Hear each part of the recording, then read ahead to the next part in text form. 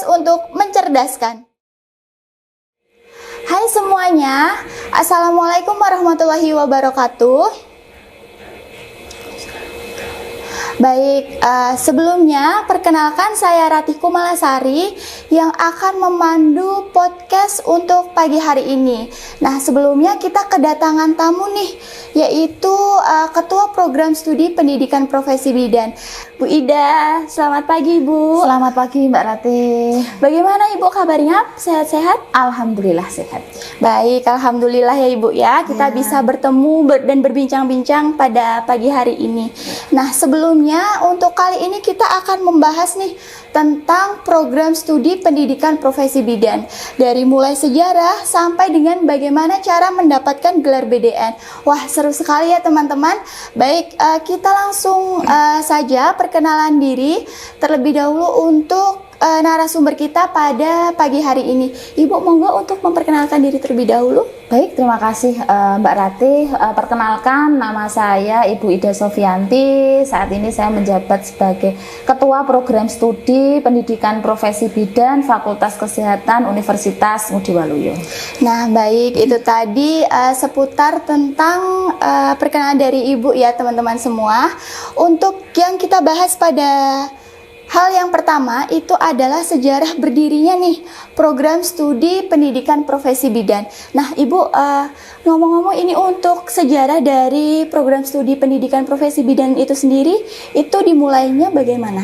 Oke, baik, terima kasih Mbak Ratih. Jadi program studi ini ya, program studi pendidikan profesi bidan ini tergolong program studi yang baru ya, karena memang program studi ini baru berdiri di tanggal 26 Juli 2019. Jadi sebentar lagi akan merayakan Dies ini ya, Dies yang ketiga. Jadi awal berdirinya dari program pendidikan itu awalnya kan hanya dari program diploma saja ya, atau program vokasi. Karena ada ini ya, peningkatan level lah ya dari D3 menjadi suatu program studi akademik dan profesi, sehingga dari Universitas Ngudi Waluyo saat itu sudah berubah menjadi universitas ya. Jadi mulai di tahun 2016-2017 disusunlah tim perumus untuk pendirian prodi S1 kebidanan ya, kebidanan program sarjana dan prodi pendidikan profesi bidan. Dan alhamdulillah keluar SK untuk dua program studi, yaitu program studi kebidanan program sarjana dan program studi pendidikan profesi bidan itu di tanggal 26 Juli 2019. Jadi untuk angkatan pertama di prodi ini adalah di tahun masuk September 2019. Sampai saat ini program studi sudah meluluskan dua angkatan. Jadi sudah ada angkatan pertama dan angkatan kedua. Dan untuk saat ini kita sudah ada angkatan ketiga dan angkatan keempat. Seperti itu Mbak, kurang lebih sejarah dari prodi pendidikan profesi bidan. Oh baik, itu sejarah dari program studi pendidikan profesi bidan ya Bu ya. Kira-kira untuk peminatnya lumayan banyak ya Bu ya? Alhamdulillah ya, karena memang sesuai dengan undang-undang kebidanan ya, undang-undang tahun 2019, 7 tahun dari ditetapkannya undang-undang tersebut memang sedikit mewajibkan. Jadi bidan-bidan yang bisa memberikan pelayanan kebidanan gitu ya, itu adalah minimal memiliki pendidikan profesi. Jadi prospeknya memang untuk prodi ini ya cukup bagus, karena mengingat tadi undang-undang kebidanan tersebut yang mewajibkan 7 tahun dari ditetapkannya undang-undang tersebut. Ya kalau kita tarik itu berarti ya kurang lebih tahun 2026 ya. Di tahun 2026 itu berarti bidan yang bisa memberikan pelayanan di masyarakat itu adalah pendidikan lulusan dari profesi. Seperti itu Mbak Ratih. Oh iya, baik, kalau saya kurang lebih tahu Bu, ini kira-kira untuk Universitas Ngudi Waluyo sendiri itu sepertinya adalah universitas yang termasuk utama nih mendirikan program studi profesi bidan. Apakah betul Ibu? Ya kurang lebih memang karena kan kalau tidak salah ya, pendidikan profesi itu kalau tidak mulai 2017, 2018 dan kita lahir di 2019 ya termasuk pertama Cepat ya, Bu, ya, ya. termasuk cepat dibandingkan yang lainnya, seperti itu. Oke, baik. Itu tadi kupas tuntas tentang sejarah dan bagaimana peminat dari program studi pendidikan profesi bidan itu sendiri, teman-teman semua. Nah, untuk selanjutnya visi dari program studi pendidikan profesi bidan ini apa sih, Bu, kira-kira? Baik Mbak Ratih, jadi untuk visi, karena memang untuk pendidikan profesi itu kan lanjutan ya Mbak, lanjutan dari tahap akademik ya. Jadi untuk visi dari dua program studi, mulai baik dari yang tadi saya sampaikan kebidanan program sarjana dan pendidikan profesi bidan, itu adalah visinya sama. Ya, jadi visinya itu adalah menghasilkan lulusan sarjana dan profesi bidan yang unggul dalam inovasi kebidanan komplementer, berbudaya sehat dan bereputasi internasional. Jadi keunggulan kita ya di sarjana dan profesi itu adalah kebidanan inovasi dalam kebidanan komplementer, seperti itu. Baik, Ibu, apakah ada, Bu, kira-kira hal yang paling mendasar untuk teman-teman semua bisa nih daftar di UNW? Contohnya seperti program studi pendidikan profesi bidan, keunggulannya apa saja kira-kira? Jadi keunggulan dari program studi itu kan terkait tentang kebidanan komplementer ya Mbak Ratih ya. Jadi di setiap asuhan, jadi kalau misalnya bidan itu kan tetap ya memang harus memberikan asuhan normal ya, asuhan normal saya asuhan kebidanan hamil, bersalin dan seterusnya.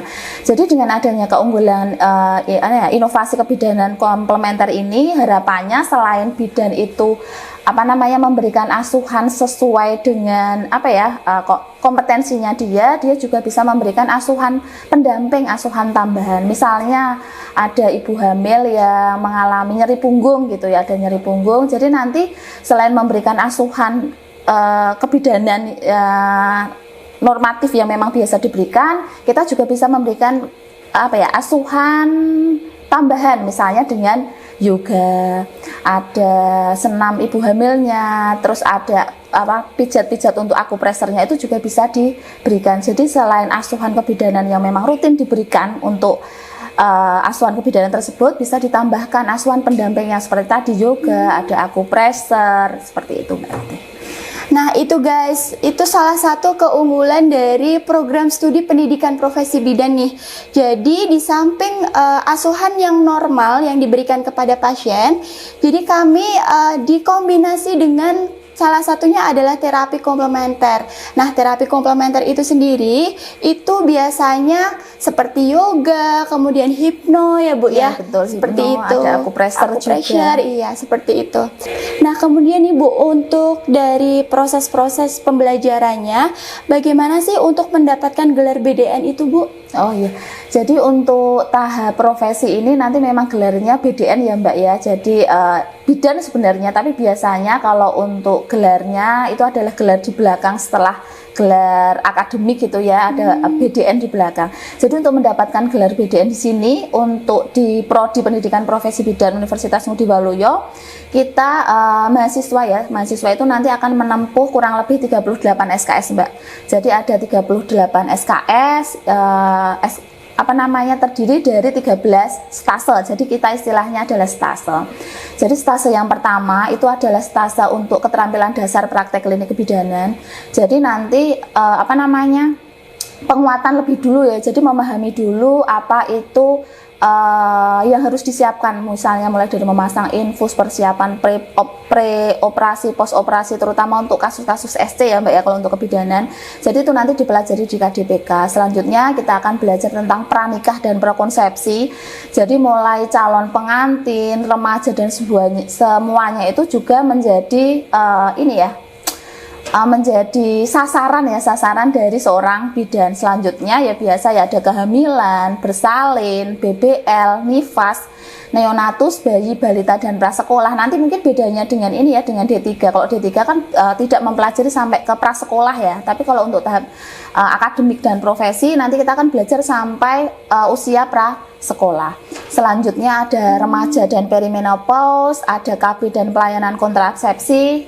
Terus harapannya untuk profesi kan ada menjadi manajer ya, jadi kita juga ada stase untuk manajemen dalam pelayanan kebidanan. Terus kita juga ada asuhan kebidanan komunitas, terus ada memang asuhan kebidanan komplementer ya, sesuai dengan keunggulan kita tadi. Dan ada kita membuat asuhan kebidanan komprehensif Mbak Ratih. Jadi mahasiswa ini nanti mengelola kasus ya, mengelola kasus. Jadi mengelola kasus dari mulai kehamilan ya, diutamakan adalah kehamilan TM1, nanti itu diikuti sampai ibu tersebut hamil, bersalin, BBL, nifas, dan akhirnya ibu tersebut melakukan KB ya, melakukan pelayanan kontrasepsi, yaitu dari COC. Sebelum turun ke lahan, jadi kan itu sudah saya sampaikan ya, ada 38 SKS dengan total 13 tase. Jadi sebelum nanti turun ke lahan, karena untuk profesi ini Mbak Ratih semuanya ada di lahan ya, jadi ada di lahan praktek. Jadi memang semuanya itu full kita di lahan praktek. Tapi sebelum ke lahan praktek, kita dari prodi itu membekali awal dulu ya. Jadi kita ada istilahnya tahap prakademik Mbak, atau bisa dibilang mungkin istilah kerennya matrikulasi gitu ya. Jadi kalau di kita di prodi itu istilahnya adalah prakademik. Jadi di tahapan prakademik ini nanti akan diajarkan nih asuhan komprehensif ya, asuhan komprehensif. Nanti di situ juga ada teori-teori tentang keunggulan dari program studi yang tadi kebidanan komplementer ya. Nanti akan disampaikan mulai dari asuhan kebidanan komplementer, mulai dari remaja sampai nanti karena sasaran bidan itu kan sampai perimenopause ya. Jadi nanti akan dijelaskan, kita update ilmu, update keunggulan juga, dimulai dari remaja sampai perimenopause. Itu yang pertama adalah tahapan pra-akademik atau istilahnya matrikulasi. Terus yang kedua, mahasiswa akan mengikuti ini Mbak Ratih, tahapan praprofesi.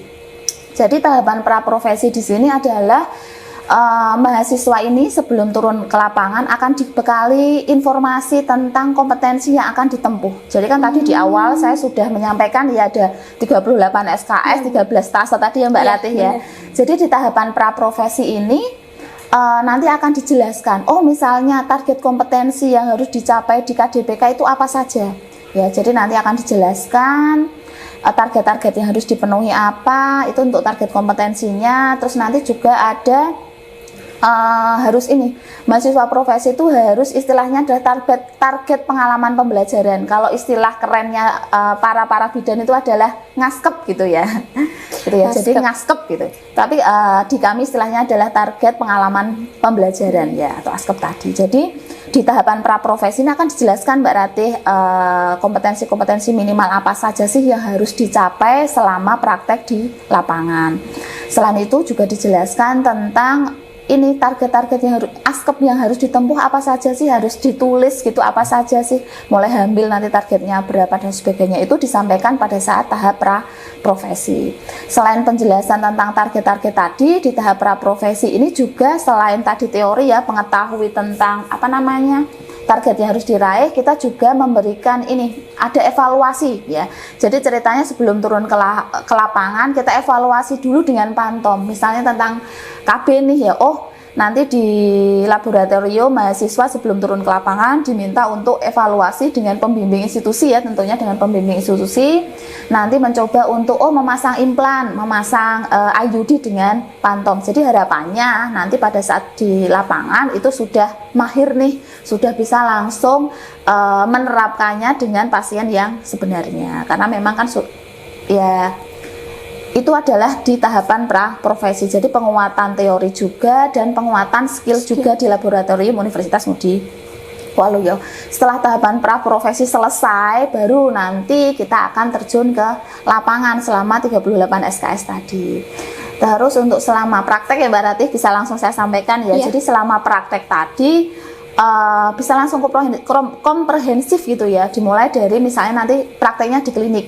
Jadi di klinik atau di puskesmas kita mencari apa? Mencari pasien-pasien yang mungkin lebih cenderung untuk fisiologis ya, lebih ke deteksi dini. Setelah praktek di klinik, nanti bisa lanjut praktek di rumah sakit ya, tentunya klinik dan rumah sakit yang sudah ber-MOU dengan prodi ya, dengan universitas seperti itu.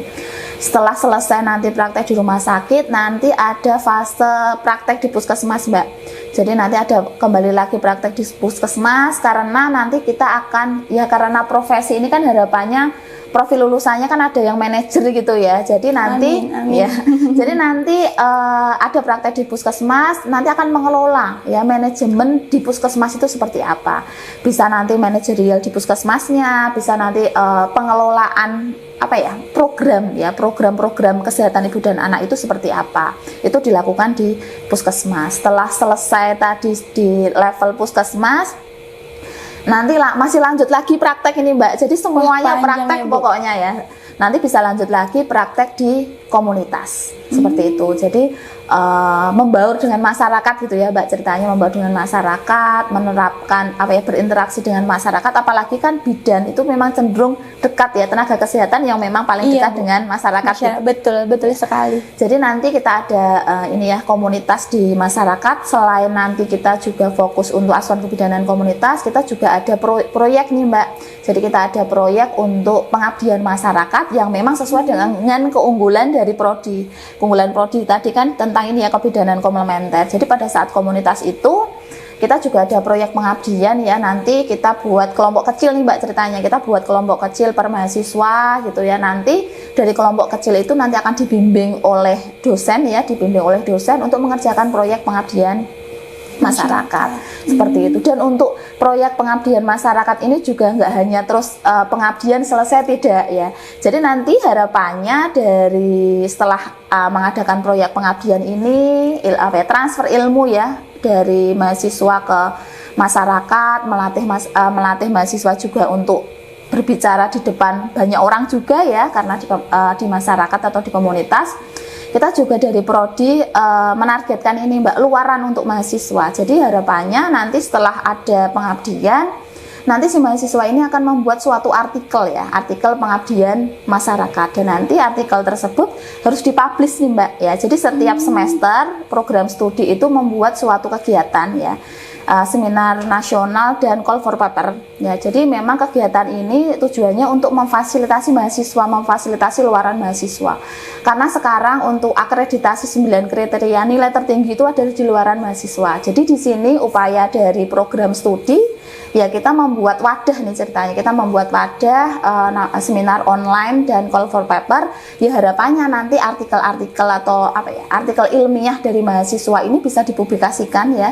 Jadi nanti dipublikasikan, disampaikan di depan forum gitu ya, disampaikan di depan forum, dan nanti juga luarannya akan berbentuk proceeding. Harapannya dengan apa yang sudah dikerjakan oleh mahasiswa ini bisa diketahui oleh banyak orang ya kan. Dengan proceeding kan bisa diakses di mana-mana ya, apalagi kan sekarang sudah ada e-proceeding, tidak hanya versi cetak saja ya. Jadi itu bisa juga diakses oleh banyak orang. Itu yang satu, itu tugas pertama Mbak. Tugas selanjutnya masih ada lagi nih ya. Oh, banyak banget ya Bu ya. Jadi tugas selanjutnya setelah dapat artikel, otomatis kan ada media nih, misalnya dari kelompok X nih, misalnya dari kelompok X ternyata ini tentang yoga anak misalnya gitu ya. Jadi nanti harapannya dari media yang digunakan, jadi media itu dibuat yang semenarik mungkin Mbak Ratih.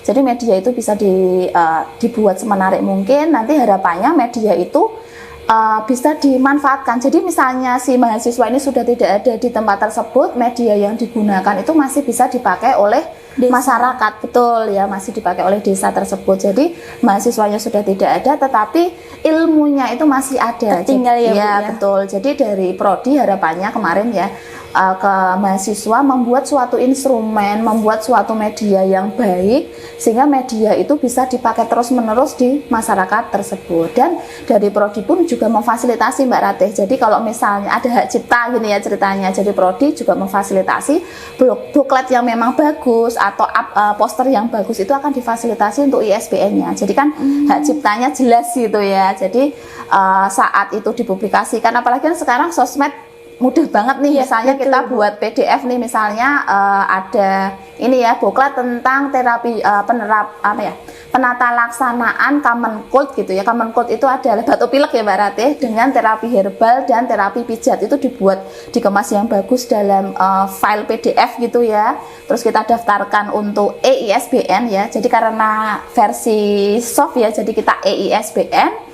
Setelah itu didaftarkan di Perpusnas, sudah ada, terus akhirnya biasanya kita sebar Mbak. Jadi kan sekarang semua Pak punya WA dong gitu ya. Jadi harapannya sudah ya hak cipta dilindungi dong, karena itu kan sudah ada EISBN-nya ya. Jadi lebih mudah kita menyebarkan informasi-informasi kesehatan seperti itu, Mbak. Jadi publikasi artikel dan apa namanya media yang digunakan ya. tadi juga kita EISBN kan, dan kita sebarluaskan. Jadi tidak hanya di tempat komunitas itu kan, nanti misalnya dapat nih, misalnya kita di desa X gitu ya, dari desa X kan nanti bisa disebarluaskan ke desa-desa selanjutnya. Tapi kan sudah ada barcode-nya ISBN seperti itu, Mbak Ratih. Itu yang sudah kita kerjakan sampai di angkatan 3 ini. Seperti itu untuk kurang lebihnya proses pembelajaran di tahap institusi ya, Mbak ya, karena nanti ada tahap selanjutnya nih. Jadi kalau misalnya sudah selesai di tahapan institusi, apakah sudah langsung lulus? Enggak ya, karena masih ada tahapan selanjutnya. Seperti itu, Mbak Ratih. Baik, baik Ibu. Kalau saya telaah nih dari proses-proses pembelajarannya ini, dari berfungsi untuk mahasiswanya sendiri, ini berfungsi juga untuk masyarakat-masyarakat yang ada di sekitar misalnya ya Bu ya. Iya, seperti contohnya kayak asuhan komprehensif nih. Asuhan komprehensif sendiri itu kan akan menekan untuk meminimalisir terjadinya angka kematian ibu dan angka kematian bayi. Betul, ya Bu ya. Mbak Ratih. Terus kemudian untuk program komunitas itu sendiri, itu tadi harus terjun ke masyarakat, kemudian harus meninggalkan sesuatu yang memang bermanfaat juga untuk masyarakat tersebut. Wah, ini memang program studi pendidikan profesi bidan ini memang mantap banget sih guys. Nah Ibu, untuk selanjutnya bagaimana sih Bu proses terakhir yang harus ditempuh mahasiswi-mahasiswi dari program studi pendidikan profesi bidan itu sendiri Bu? Oke, Mbak Ratih. Jadi tadi misalnya semua mahasiswa sudah selesai ya, tadi sudah sampai komunitas, komplementer, COC-nya tadi sudah selesai. Berarti kan sudah dinyatakan lulus nih ya di tahapan institusi, sudah mendapatkan nilai 38 SKS. Jadi tahapan selanjutnya adalah nanti kita akan daftarkan UKOM, Mbak, uji kompetensi ya. Jadi untuk sejauh ini untuk uji kompetensi masih untuk uji kompetensi CBT ya. Jadi nanti mahasiswa selama 3 jam nih ya, selama 180 menit harus mengerjakan 180 kasus soal kasus gitu ya. Lumayan ya, berarti satu kasus 1 menit gitu 1 ya. menit, ya, Jadi betul. nanti setelah dinyatakan lulus nih dari tahap ini ya di institusi, sudah ada pelaporan nih ya di Pangkalan Data Pendidikan Tinggi, nanti kita akan daftarkan UKOM, Mbak. Jadi kita daftarkan UKOM. Setelah daftar UKOM, nanti kan ada ini ya proses ujian ya, seperti tadi saya sampaikan di awal, ada 180 soal dengan 180 menit atau kurang lebih selama 3 jam. Jadi nanti setelah selesai mengikuti UKOM, ya ini yang suka menimbulkan kecemasan nih, Mbak. Nanti keluar SK kelulusannya seperti apa. Jadi kalau bisa dibilang kata keramat bagi mahasiswa profesi bidan itu adalah kata kompeten, Mbak. Jadi kalau nanti ada pengumuman nih dari pusat gitu ya, dari KTKI uji kompetensi, kalau misalnya nih saya kasih contoh ya, Ratih Kumalasari kompeten lah. Itu sangat luar biasa sekali ya, karena memang kata keramat dari mahasiswa profesi itu adalah kata keramat kompeten. Jadi nanti kalau sudah dinyatakan, misalnya Mbak Ratih nih ya dapat SK, terus ada kata kompetennya gitu ya, berarti Mbak Ratih ini sudah dinyatakan kompeten sehingga nanti akan mendapatkan sertifikat, Mbak. Jadi kalau untuk D3 kan istilahnya sertifikat kompetensi. Kalau untuk pendidikan profesi bidan ini istilahnya adalah sertifikat profesi. Jadi nanti sertifikat profesi ini disampaikan di sistem, Mbak. Jadi memang pendaftaran kan kita dari sistem ya. Terus nanti dari sistem itu ada keluar nomor, sudah ada tanda tangan dari PP ya, pengurus pusat IBI ya. Kalau saat ini kan Bu Emi Nurjasmi ya, itu sudah ditandatangani, sudah ada stempelnya. Terus nanti dari pihak akademik universitas nanti akan mencetak. Jadi mencetaknya pun juga ada aturan-aturannya, yaitu bagian akademik lah ya yang mengetahui. Kalau saya kurang begitu paham gitu ya. Jadi nanti akan dicetak dan ditandatangani oleh Pak Rektor. Jadi nanti mahasiswa dari lulusan profesi ini nanti akan mendapatkan sertifikat profesi. Ya, dengan tadi harus mendapatkan kata keramat kompeten terlebih dahulu. Jadi nanti kalau sudah kompeten nanti akan mendapatkan sertifikat profesi baru itu yang dinamakan lulus nih dari Prodi Pendidikan Profesi Bidan. Jadi tidak hanya di tahapan institusi saja, jadi ada tahapan ini, seperti itu. Oh baik, jadi untuk mahasiswi-mahasiswi dari profesi bidan itu sendiri harus mendapatkan kata kompeten dulu ya Bu Betul ya? sekali, ya. Sehingga mampu dan pantas untuk menyandang gelar BDN seperti itu. Betul Mbak Ratih. Ibu, untuk pertanyaan terakhir nih, untuk prospek dari kelulusan profesi bidan itu sendiri di Universitas Ngudi Waluyo itu biasanya bisa kemana saja Bu? Oke, untuk prospek lulusan dari prodi itu adalah ya biasa ya Mbak ya, bisa menjadi PNS, dia bisa membuka TPMP, dan mungkin keutamaannya adalah bisa menjadi entrepreneur Mbak. Karena keunggulan kita kan kebidanan komplementer ya, jadi bisa memberikan asuhan kebidanan yang sesuai dengan kompetensi yang dia dapatkan, sesuai dengan ini ya, peraturan undang-undang yang ada. Bisa juga ditambahkan dengan asuhan kebidanan komplementer tadi, bisa ada yoga, ada hipno, ada akupressure tadi, seperti itu. Oh baik, nah itu tadi teman-teman semua tentang program studi pendidikan profesi bidan nih. Ibu terima kasih atas waktunya ya Ibu. Terima kasih Mbak Ratih. Sudah meluangkan waktu untuk datang kemari dan berbincang-bincang dengan saya. Selanjutnya saya akan tutup untuk UNW Podcast pada pagi hari ini. Jangan lupa untuk menonton UNW Podcast di UNW TV. Podcast cerdas, podcast untuk mencerdaskan. Sekian dan terima kasih. Wassalamualaikum warahmatullahi wabarakatuh.